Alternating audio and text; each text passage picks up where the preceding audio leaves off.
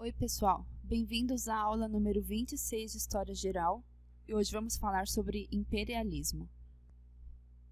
A partir do final do século XVIII, as colônias da América começaram a se emancipar, a ser independentes de suas metrópoles europeias. Nos Estados Unidos, que era uma colônia da Inglaterra, também se emanciparam nessa época, mas ao contrário dos outros países da América, depois da sua independência, os Estados Unidos começaram um processo de desenvolvimento interno, tanto agrícola quanto industrial. Essa é uma das grandes diferenças econômicas que existem até hoje entre os Estados Unidos e os outros países da América. Enquanto os norte-americanos desenvolviam sua agricultura e indústria e concorriam no mercado com os países europeus, os outros países americanos, como os países da América Latina e da América do Sul, continuaram a manter uma economia dependente ainda do mesmo jeito que eram quando eram colônias. Lembrando que durante o período que as colônias americanas existiam, elas faziam comércio com suas metrópoles de um jeito que sempre a metrópole saía beneficiada da negociação. Por exemplo, as colônias da América mandavam para suas metrópoles europeias produtos de alto valor no mercado europeu. Enquanto isso, as metrópoles mandavam para a América produtos de pouco valor. Então, claramente a América, que era a colônia, saía perdendo. Isso continuou para todos os países da América depois da independência, menos para os Estados Unidos, que começaram a se desenvolver e mantinham uma economia independente da Inglaterra, que era sua antiga metrópole, e dos outros países europeus, aproveitando os avanços e as tecnologias vindas da Revolução Industrial, enquanto os outros países ficavam à margem da Revolução sem aproveitar nada. Depois da sua independência, os Estados Unidos fizeram uma constituição para organizar o país e iniciaram a conquista de novos territórios, num processo de expansão e de ocupação que ampliou muito seu território. Eles compraram os estados da Louisiana, da Flórida, Oregon, Idaho, Washington e conquistaram o Texas, Novo México, Utah, Nevada, Arizona e a Califórnia. Com todo esse aumento de território, os Estados Unidos se tornaram uma das maiores nações do mundo em território. No ano de 1823, o presidente dos Estados Unidos da época, que chamava James Monroe, anunciou a Doutrina Monroe, colocando-se como contrário à presença europeia da América, ou seja, sendo contra a presença de europeus no continente americano. Esse foi o começo do domínio econômico dos Estados Unidos no resto da América, usando como desculpa as resoluções conservadoras do Congresso de Viena. O Congresso de Viena foi uma conferência entre os embaixadores das grandes potências europeias, dos grandes países mais poderosos da Europa, que aconteceu na capital austríaca, entre maio de 1814 e junho de 1815. A intenção dessa conferência era redesenhar o mapa político do continente europeu depois da derrota do Napoleão, que tinha dominado vários territórios. Então, agora que Napoleão tinha sido exilado e tudo que a gente viu na aula anterior, os territórios que eles tinham dominados precisavam ser divididos entre os países que tinham vencido ele, né? Que são as grandes potências europeias. Então, o Congresso de Viena foi para isso. Foi para dizer que parte do território ia pertencer a cada um dos países que derrotou Napoleão. Ficou decidido que qualquer ataque europeu a alguma nação americana seria considerada como um ataque aos Estados Unidos. Então, só para a gente entender os conceitos diferentes. O Congresso de Viena é essa reunião para determinar como é que ia ficar a divisão dos territórios deixados por Napoleão. E a doutrina Monroe foi uma doutrina feita pelo presidente da época, chamado James Monroe, que pregava que qualquer ataque a algum dos países do continente americano todo seria encarado pelos Estados Unidos como um próprio ataque aos Estados Unidos. Era como se os Estados Unidos estivessem dizendo que eles iam proteger a América toda. Do ponto de vista político, cada um dos 13 estados possuía sua própria Constituição nos Estados Unidos, e apenas tinham direito de voto os homens que eram livres, ou seja, os que não eram escravos, e que tivessem uma certa renda, ou seja, era um voto do tipo censitário. Do ponto de vista social, tinha uma diferença enorme entre os estados do norte e os estados do sul dos Estados Unidos. No sul, tinha uma aristocracia de grandes proprietários de terra que tinham plantações de tabaco e de arroz, e a mão de obra era escrava. Já nos estados do norte, a sociedade era mais democrática, e na maioria era formada por pequenos proprietários independentes e sem mão de obra escrava.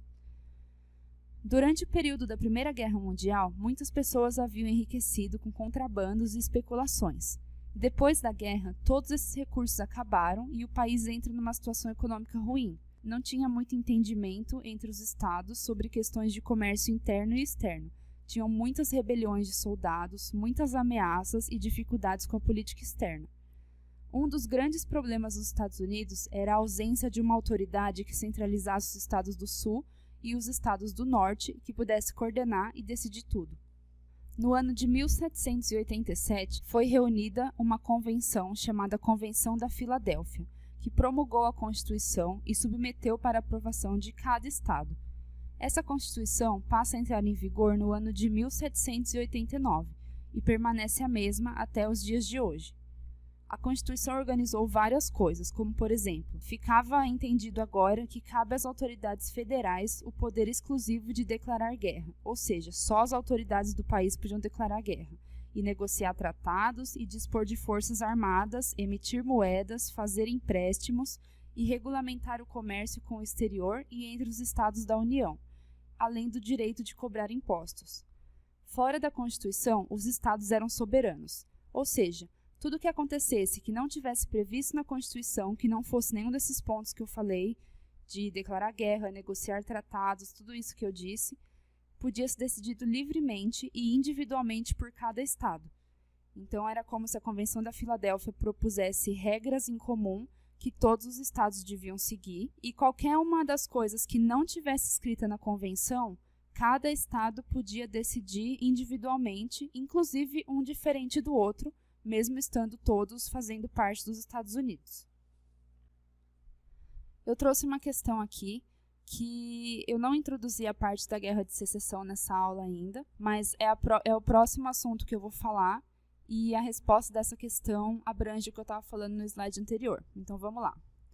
A Guerra de Secessão nos Estados Unidos, iniciada em 1861 e considerada a primeira das guerras modernas, pode ser explicada por: letra A. Divergências no Congresso Federal sobre as definições dos direitos dos escravos libertos. B. Antagonismo entre Norte e Sul, decorrente das formas de organização econômica e social. C. Desavenças relacionadas com a tolerância religiosa decorrente da união de Igreja e Estado em alguns estados do Sul. D. Divergência quanto às questões de organização política dos estados republicanos.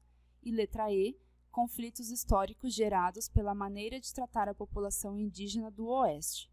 Como eu estava dizendo no slide anterior sobre as grandes diferenças entre os estados do Norte e os estados do Sul, a gente pode inferir que a resposta certa é a alternativa B. A Guerra de Secessão pode ser explicada por antagonismo entre Norte e Sul decorrente das formas de organização econômica e social. O primeiro presidente dos Estados Unidos foi George Washington. E nessa época foram formados dois partidos políticos, os federalistas e os republicanos.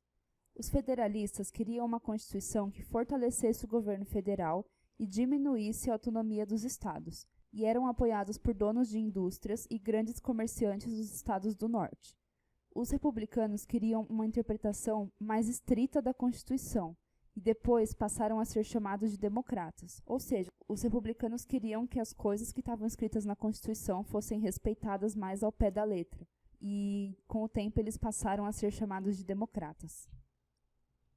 Os democratas eram liderados por Thomas Jefferson e desejavam reduzir o mínimo possível a soberania dos estados, e eram apoiados por pequenos proprietários que eram contra a interferência excessiva do Estado na economia. Por isso, defendiam que os estados mantivessem sua autonomia e a sua soberania no Estado Nacional. Nessa época também foi criada uma nova moeda, o dólar, e foi criado o Distrito Federal, a capital do país, com o nome de Washington. A colonização do oeste dos Estados Unidos começou com a criação de novos estados, Vermont, Kentucky, Tennessee e Ohio. A Louisiana foi comprada da França por 15 milhões de dólares, dobrando o território do país. No contexto das guerras de Napoleão, os Estados Unidos estavam envolvidos no conflito entre a Inglaterra e a França. Se vocês assistiram a aula sobre Napoleão, vocês lembram que a Inglaterra pretendia prejudicar todo o comércio entre Estados Unidos e França, porque naquela época os Estados Unidos eram colônia da Inglaterra Então a Inglaterra controlava todo o comércio que os Estados Unidos fazia, e para prejudicar a França, a Inglaterra proibia os Estados Unidos de fazer comércio com a França ou prejudicava muito esse comércio. Só que isso, obviamente, além de prejudicar a França, também prejudicava os Estados Unidos. E isso levou a uma guerra entre os Estados Unidos contra a Inglaterra, que ficou conhecida como Segunda Guerra de Independência. Essa guerra impulsionou a indústria norte-americana, pois eles foram obrigados a produzir alguns produtos que até então eram importados da Inglaterra. A Flórida foi o próximo estado a ser comprado. Ao mesmo tempo que acontece o processo de ocupação no interior do país, ocorre um grande impulso econômico no litoral do Atlântico. Cresce nos estados do sul a agricultura, o que demanda cada vez mais mão de obra escrava para a lavoura. O tráfico de escravos foi proibido no ano de 1808, então os estados da Virgínia e Maryland se tornaram estados criadores de escravos. Ao mesmo tempo, os estados do norte desenvolvem a indústria têxtil e a metalurgia, especialmente depois da guerra com a Inglaterra que eu mencionei no slide anterior. Desde então, existe um conflito de interesses entre os estados do sul, que mantinham importantes relações econômicas com a Inglaterra e eram contra tarifas protecionistas, e os estados do norte, que eram a favor dessas tarifas protecionistas para defender a indústria americana que estava crescendo. Para vocês entenderem sobre o que eu estou falando, essas medidas protecionistas são tarifas, taxas, impostos que o consumidor paga quando você importa um produto de outro país. Então, por exemplo, se hoje você quiser importar um iPhone dos Estados Unidos, você não vai pagar só o valor do iPhone.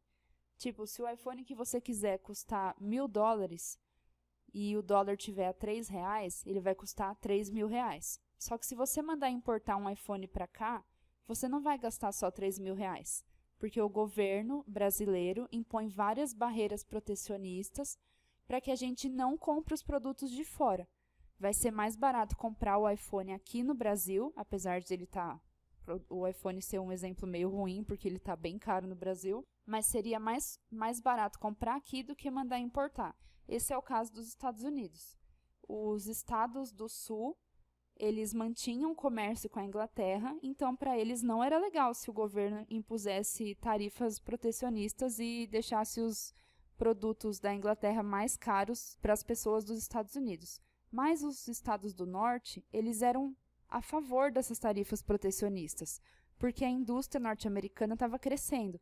Então, eles achavam que se o governo colocasse essas tarifas protecionistas nos produtos dos outros países, as pessoas iam comprar os produtos feitos nos Estados Unidos, e isso ia impulsionar a indústria norte-americana. Nessa época, foram construídos canais para barcos a vapor e alguns anos depois as ferrovias surgiram para acelerar ainda mais o crescimento econômico.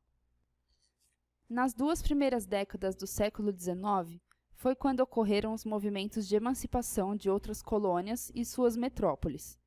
Com a derrota de Napoleão Bonaparte, as nações vencedoras se reuniram no Congresso de Viena, como eu expliquei no outro slide, e criaram a política da Santa Aliança, além de criar a divisão do território deixado por Napoleão. Essa Santa Aliança servia para mobilizar exércitos europeus com a finalidade de restaurar a dominação colonial na América Espanhola. E isso impactava direto com a doutrina Monroe, como eu expliquei já no outro slide, porque a dominação colonial na América Espanhola significa que metrópoles europeias dominavam colônias espanholas. E como eu disse, qualquer ataque ou qualquer tipo de intervenção da Europa na América aciona a doutrina Monroe, porque os Estados Unidos está tentando proteger todo o continente americano. De acordo com essa doutrina, como eu disse no outro slide, os países europeus não deveriam interferir em qualquer coisa no continente americano, porque isso seria considerado uma questão de segurança para os Estados Unidos. Desde o ano de 1820, a escravidão estava autorizada nos estados do Sul e proibida nos estados do Norte. Isso fez com que aumentassem as rivalidades entre as regiões. É criado o Partido Republicano pelos abolicionistas, ou seja, pelas pessoas do Norte que queriam abolir a escravidão do Sul, e mais tarde, em 1860, o Partido Republicano elege Abraham Lincoln. Isso provoca a separação dos estados do Sul, que lideraram o movimento separatista. A separação do Sul com relação aos estados do Norte dá início à chamada Guerra de Secessão, pois o Norte era contra a separação e a escravidão dos estados do Sul. Apesar de o Sul ter melhores soldados, o Norte tinha quase 10 milhões de pessoas a mais. Então, após anos de luta, o Sul se rende e o Norte sai vitorioso da guerra. No ano de 1862, Lincoln foi assassinado 5 dias após a vitória. Depois da derrota dos Estados do Sul na Guerra de Secessão, surgiram vários conflitos por questões políticas dos negros nos Estados do Sul, pois eles não tinham plenos direitos civis de cidadania. Apesar disso, eles já estavam emancipados e não tinha mais escravidão. Com mais de 4 milhões de escravos liberados, os proprietários de grandes terras começaram a se endividar, porque antes eles mantinham essas terras enormes com todo o trabalho escravo e agora não tinham mais escravos, então eles começaram a se endividar. Enquanto isso, a indústria começa a se desenvolver. Lembrar que com a abolição da escravidão, os escravos deixam de trabalhar nas grandes terras e passam a procurar por empregos assalariados nas indústrias. Cria-se aos poucos uma classe média, onde até então só existiam na sociedade os senhores e os escravos. Nesse período surgiu um problema relacionado ao direito dos negros de votar. Antes da abolição, a lei era que poderia votar quem soubesse ler, escrever e tivesse uma certa fortuna, o que tirava dos negros esse direito. Além disso, eles não poderiam participar do júri e tinham lugares separados dos brancos para conviver. Por exemplo, eles tinham lugares destinados para os negros nos ônibus, e eles só podiam usar aquele lugar. Ou tinham um bebedouro próprio para os negros nos lugares, e eles só podiam usar o bebedouro dos negros, ou o banheiro dos negros. Eles eram muito segregados só pela cor da pele. Enquanto o país se reorganizava depois da guerra, ocorre também a conquista do Oeste, que consistia no incentivo à imigração da população para o Oeste, que era pouco habitado na época. Então, basicamente, os Estados Unidos tinham esse território gigantesco, uma parte do território, que era o Oeste, não era ocupado por quase ninguém. Então, o governo começou a promover ações e incentivos, que eu vou falar daqui a pouco, para que as pessoas se interessassem em morar nesses lugares onde tinham poucas pessoas. Um grande pedaço de terra seria doado para as pessoas que aceitassem habitar e cultivar naquela terra por pelo menos 5 anos. Durante os próximos 20 anos, a região ficou atraente devido à mineração de ouro, criação de gado e cultivo de trigo, atraindo muitos europeus. Nessa época também foi inaugurada a linha ferroviária transcontinental, ligando o Atlântico ao Pacífico, e começaram-se a valorizar as estradas de ferro. Com o tempo, os Estados Unidos se tornam uma grande potência mundial, agrícola, industrial e comercial. Além disso, a organização científica do trabalho e o aumento da produtividade tornaram os produtos mais baratos nos Estados Unidos. Então, os produtos norte-americanos ficaram conhecidos no mundo pela sua boa qualidade, além do seu valor competitivo. Aqui um exercício para a gente falar de novo e treinar o tema da Guerra de Secessão. Escreva correto ou incorreto ao lado das afirmativas sobre a Guerra de Secessão. Primeira alternativa. A Guerra Civil Norte-Americana envolveu duas sociedades distintas, a do Sul, baseada nas manufaturas, e a do Norte, baseada na economia agrária de exportação. A segunda. Ao final da Guerra Civil Norte-Americana, aprovou-se, através de uma emenda à Constituição, a abolição da escravidão em todo o território americano em 1865. Terceira. A população escrava dos Estados do Sul foi declarada livre em 1863 por Lincoln, em função de uma necessidade militar. E a quarta. Descontentes com a eleição de Lincoln para presidente, os Estados do Sul, liderados pela Carolina do Sul, separaram-se dos Estados do Norte e autodenominaram-se Estados Confederados. As alternativas certas são a segunda, a terceira e a quarta. A segunda fala da abolição da escravidão como emenda, a terceira fala que foi feita por Lincoln, e a quarta fala que os Estados do Sul se separaram do Norte quando o Norte elegeu o Lincoln para presidente. A única alternativa que fica errada é a primeira, porque fala que no Sul tinham as manufaturas, que são as indústrias, e no Norte tinha economia agrária, quando era justamente o contrário. Seguindo a política da doutrina Monroe, que prega que a América é para os americanos, os Estados Unidos permaneceram afastados de problemas políticos na Europa, com exceção só da França, que os Estados Unidos se colocaram contra quando ela interferiu no México em 1865. O México é parte da América, então um país europeu interferindo na América era um problema para os Estados Unidos por causa da doutrina Monroe. Com o crescimento da industrialização, surgiram no capitalismo europeu as crises de superprodução, obrigando os países a procurarem mercado em outros países fora da Europa, para quem pudessem vender seus produtos excedentes. Isso deu origem a um novo imperialismo, que teve como alvo principalmente a Ásia e a África. Quando os Estados Unidos começam a vender seus produtos para esses países, a demanda pelos produtos continua a aumentar ainda mais, pois agora haviam mais pessoas para comprar fora da América também, e isso aumentou as oportunidades de emprego nos Estados Unidos, ou seja, só contribuiu para que os Estados Unidos continuassem crescendo e enriquecendo cada vez mais. É nesse período que banqueiros e donos de indústrias se unem, formando grandes monopólios e fazendo surgir o capitalismo financeiro. Nessa época, aconteceu a Guerra do Ópio. Ela foi mais ou menos assim. Os ingleses compravam chá e vendiam ópio para os chineses, e o ópio era produzido na Índia. Mas em 1839, os chineses receberam 20.000 caixas de ópio vinda dos barcos dos ingleses, e ao invés de comprar esse ópio, eles apreenderam, eles roubaram toda a mercadoria, iniciando uma guerra com os ingleses. Os ingleses ganham essa guerra e começam a explorar muito mais os chineses. No final do século XIX, os países europeus como Inglaterra, França, Rússia e Alemanha, os Estados Unidos e o Japão dividiram o território chinês em áreas de influência, como se cada país fosse dono, entre aspas, de um pedaço da China. Além disso, ocorre também a partilha da África, pouco tempo depois, e essa partilha da África foi oficializada pela Conferência de Berlim em 1885. A Conferência de Berlim foi uma reunião entre os países imperialistas em que eles estipularam entre si como ficaria dividida as áreas de dominação na África e na Ásia, ou seja, basicamente, eles iam estipular que partes da África e da Ásia, cada país da Europa, além dos Estados Unidos e Japão, podiam vender seus produtos e usar como área de influência. No final do século XIX, depois de todas essas partilhas em áreas de influência, quase não haviam territórios sem dono, e isso não permitia que o imperialismo se expandisse mais. Ou seja, não tinha como um país aumentar suas áreas de influência, pois outros países colonialistas já tinham dominado tudo.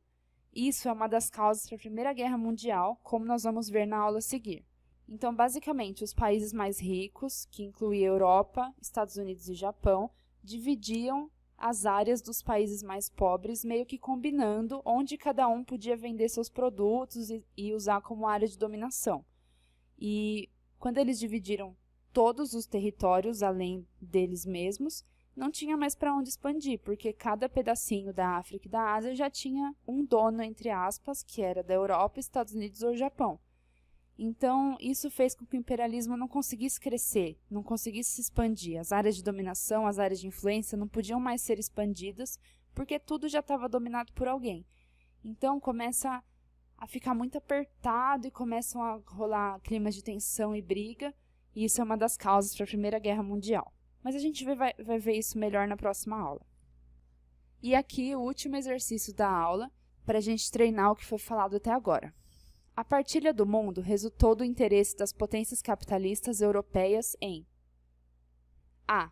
Investir seus capitais excedentes nas colônias, obter mercados fornecedores de matérias-primas e reservar mercados para seus produtos industrializados. b. Desenvolver a produção de gêneros alimentícios nas colônias, visando suprir as deficiências de grãos existentes na Europa na virada do século. c. Buscar áreas novas para a imigração, uma vez que a pressão demográfica na Europa exigia uma solução para o problema. d. Promover o desenvolvimento das colônias através da aplicação de capitais excedentes em programas sociais e educacionais. e. Favorecer a atuação dos missionários católicos junto aos pagãos e assegurar a livre concorrência comercial. De acordo com o que a gente conversou até agora, a gente pode inferir que a resposta certa é a alternativa A. A partilha do mundo resultou dos interesses das potências em investir seus capitais excedentes nas colônias, obter mercados fornecedores de matérias-primas e reservar mercados para seus produtos industrializados. Então, como eu disse, era interessante para os países, para essas potências, ou seja, os países da Europa, os Estados Unidos e Japão, que estavam desenvolvendo muito a sua indústria e produzindo muito de uma vez, era interessante para eles terem essas áreas de influência, que eram territórios nos outros países, para quem eles pudessem diretamente vender seus produtos. Porque não só as pessoas de dentro dos Estados Unidos podiam comprar os produtos deles, pessoas de fora também. Isso aumenta mais ainda a necessidade de produtos, aumenta os lucros, aumentam as indústrias, aumentam os empregos, e isso faz com que os países imperialistas continuem crescendo e virando potências maiores e maiores, entendeu? Cada vez com mais dinheiro. Acho que isso é a coisa mais importante para vocês entenderem. Como essa partilha do mundo interferiu na economia desses países. Os países que eram, entre aspas, as colônias nesse imperialismo, como a África e a Ásia, tiveram um desenvolvimento econômico muito diferente do que os países da Europa, Estados Unidos e Japão, que até hoje são os países mais ricos do mundo, com maior desenvolvimento e tal. Acho que isso é a parte mais importante da aula. Bom, pessoal, por hoje é só. Espero que vocês tenham gostado, espero que vocês tenham entendido e a gente se vê na próxima aula. Até mais!